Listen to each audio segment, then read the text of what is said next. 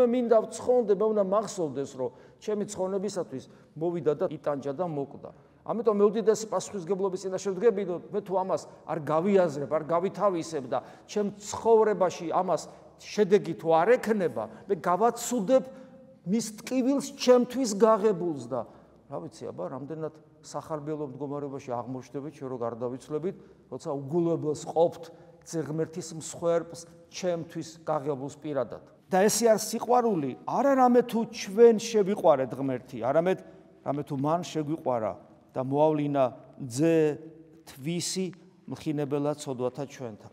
აქ ხას უსვამს იონე მოციქული, რომ სიყვარულის საწყისი ღმერთია და ქმედებაში გამოვლენილი სიყვარულის საწყისიც ღმერთია.